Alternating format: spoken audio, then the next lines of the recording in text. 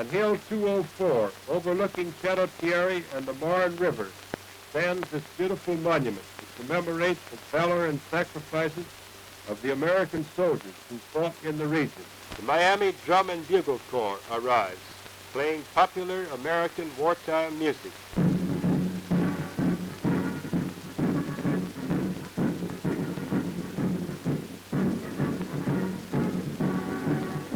The arrival of members of the American Legion who are visiting France as guests of the French government. Other distinguished guests, both French and American, arrive.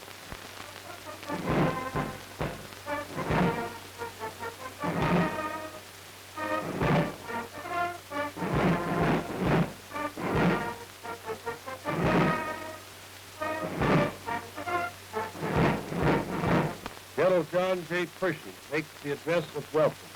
It is for me a distinct pleasure to see before me on this former battlefield so many veterans who served here and elsewhere with the American Army in the World War, and to see them surrounded by their affectionate and appreciative friends of the French nation. This region is particularly interesting to Americans because here the final advance of the enemy toward Paris late in May 1918 was stopped by the 2nd and 3rd American Division. The 2nd at Belleau Wood and the 3rd at Chateau-Thierry. The enemy then held what was known as the Chateau-Thierry salient. On July 18, 1918, the 1st and 2nd Divisions, with the Moroccan Division as a part of the 10th French Army, successfully attacked the enemy south of Soissons and made his position in the salient untenable. This monument commemorates the services of each and every unit that participated in the fighting in this region, including the units pertaining to the French Army. I extend to the veterans of the American Legion a warm welcome here today and trust that your visit to France may meet with your highest expectations. I greet you most cordially.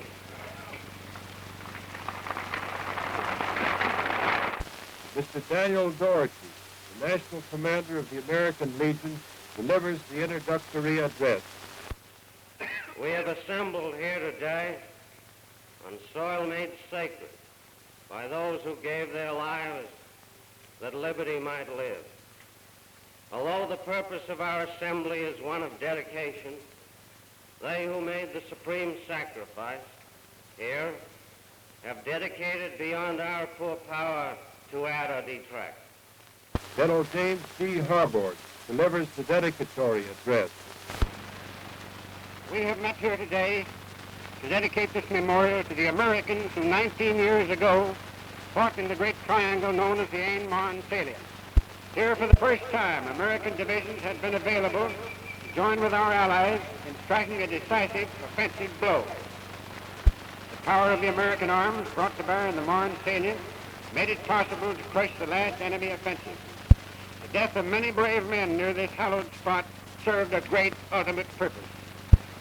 This memorial testifies to our faith that we to whom they passed their torch can uphold and will maintain the principles for which these men died. Time will not dim the glory of their deeds.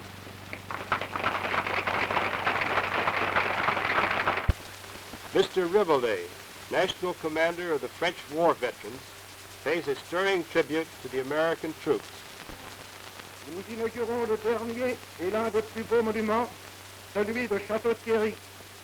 Je sens tout l'honneur qui m'échoit de traduire au nom des 4 millions d'anciens combattants et de victimes de la guerre appartenant à la Confédération nationale l'expression de leur gratitude à l'égard des milliers de jeunes Américains ayant donné leur vie pour la défense d'un idéal auquel tant de nôtres se sont également sacrifiés.